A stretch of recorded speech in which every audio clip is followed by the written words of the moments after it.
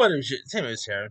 Now, here is my opening slash streaming segment where I talk about the films and series that are coming out this week, when they'll be theater, streaming, etc. Alright. Now not really many big ones out this week. The only big one we have out this week is of course Joker Folie à Deux, which this time around, struggling with his dual identity, failed comedian Arthur Fleck meets the love of his life, Harley Quinn, while incarcerated at Arkham State Hospital. And I'm actually really looking forward to checking out Joker Folie Deux. The trails have to look really great. Love the first Joker. Lady Gaga is always terrific. So I'm really looking forward to see how good this one's gonna be. Hopefully I'll enjoy it, but we'll see. Now by the way, this week is really great for horror because there is tons of horror stuff to look forward to this week. Starting with the streaming stuff, on Hulu we got Hold Your Breath, which takes place in the 1930s, Oklahoma, amid the region's horrific dust storm. A woman is convinced that a sinister presence is draining her family, and this stars Sarah Paulson, former Emmy winner Abin Bachrach. This looks really creepy here. I always like Sarah Paulson; she's always terrific. So I'm really interested in seeing this when it comes out.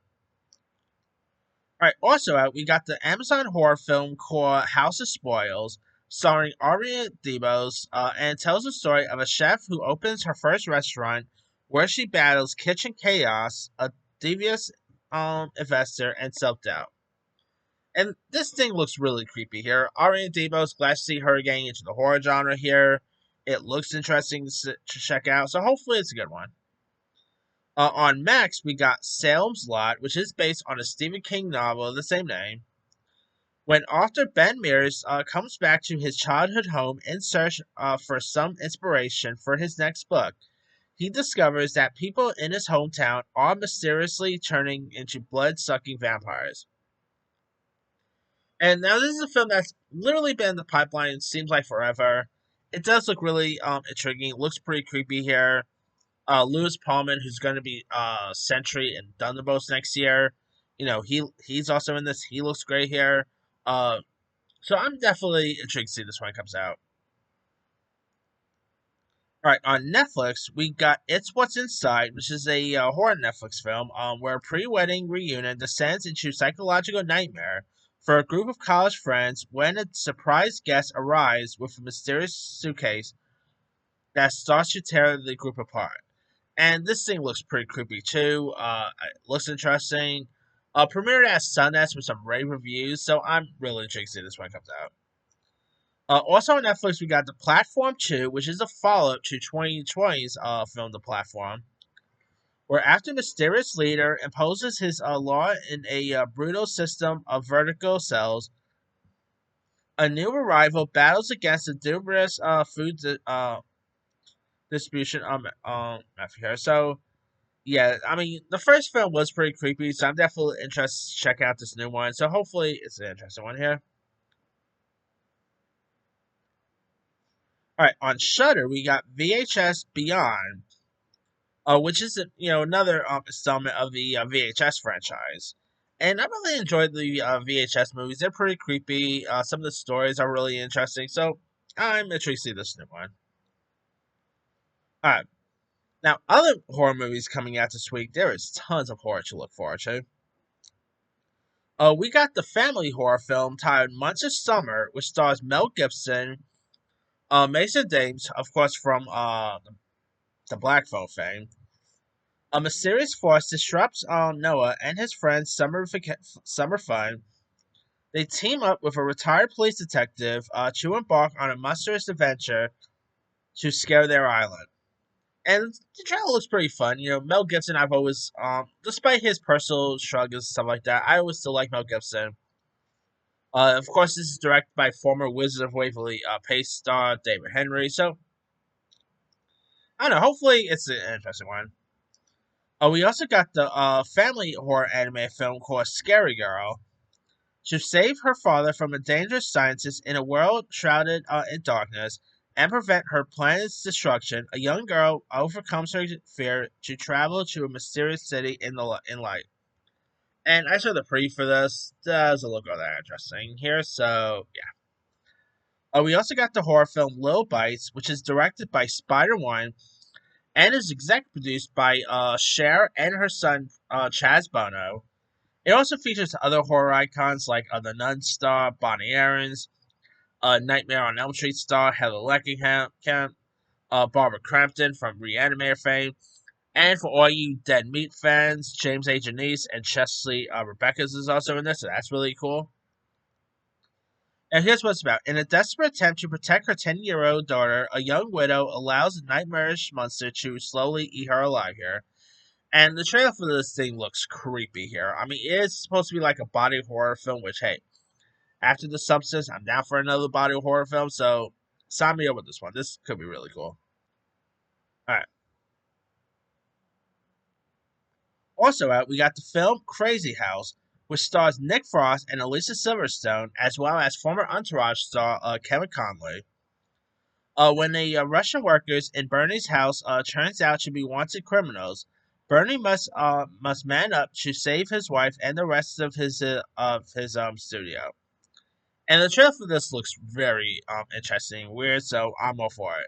And then you got Nick Frost. Really feels a little bit like a sitcom type thing here, so I'm definitely all for it. All right, we also got Frankie Fricko coming out from the director of Psycho Gorman. After calling a late night party hotline that promises out of this world fun, uptight yuppie Connor Swinley must battle the pin-sized force of evil that unleashed through his phone line, led by a maniacal rock and roll goblin Frankie Fricko. Now, the characters in this definitely will remind you of Cabbage Patch Kids, or Garbage Pail Kids, I might say. This thing definitely feels like B level horror films that you might notice from the 80s and stuff. So I'm all for this. This could be really cool. Check out. We also got Spin the Bottle, which stars Justin Long and Ali Lauder. It tells the story of a group of teenagers in a small Texas town who unleash a deadly force after playing the famous game Spin the Bottle in an abandoned house. And this might be terrible, but the trailer does look pretty cool. I am getting a little bit of a terror vibe here, which was not so good. Maybe this is better. Who knows? All right, we also got The Curse of the Necklace, where family navigates a turbulent 1960s dynamic. Mom separates from alcoholic husband, daughters grapple with changes, and dad's antique gifts hides dark forces that imperils awe. Now, this stars for speaking of the black phone, this stars the black phone actress Madeline McGraw and Violet McGraw, of course, from Megan fame. Of course, they're sisters in real life. This does look really creepy here. Looks interesting. So I'm all for seeing this. All right, we also got The Forest Hills, which sadly is the last movie with famed Shining star Shelley Duvall. It's where Rico ascends to humanity in the Catskills Mountains after being haunted by nightmares. And the trailer for this looks really creepy here. The Rise, by the way, when I was talking about this movie, months back, they actually, replied back to one of my videos, so thank you for that one. But I'm definitely intrigued to see this when it comes out. Hopefully, it's a good one. Alright. Now, we also got another horror film coming out called Down Below, which stars Eric Roberts, who's, by the way, on Desmond Stars, and he's actually killing on there. Alexis Knapp, Hutch Dano, Bai Lang. On the 20th anniversary of a gruesome Christmas Eve murders in St. Angus Church, a demonic preacher returns to hunt that same town's residents. And you also got Doug Jones. I admit it looks really terrible. Does not look all that interesting here. I mean, Eric Roberts really has one heck of a resume. But yeah, this one doesn't look all that interesting. All right. We also got a film called Treasure Trackers, where three misfit kids band together to search for a misfit treasure, only to uncover a terrible curse The trio must now find and destroy the go before a rival group of teens get into it first and releases an evil spirit on Halloween night. So the preview for this looks pretty fun. Definitely has a little bit of a 80s feel, feel to it. Definitely has a little bit of a Goonies, Monster Squad vibe. So could be interesting.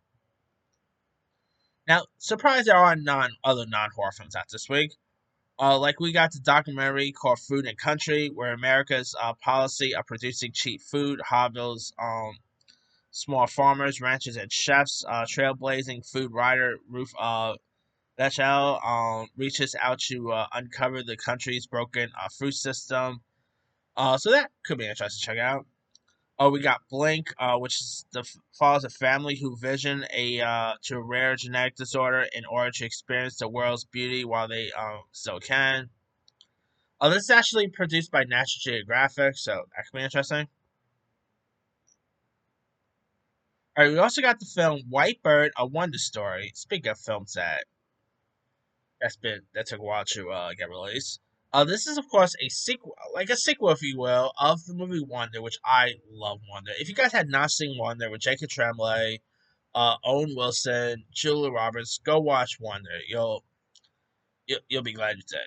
Now this is directed by Mark Forster, who gave us movies like Monsters Ball. He did A Man Called Otto, with Tom Hanks. This, of course, is where Julian, who was the kid who bullied Augie in the film Wonder.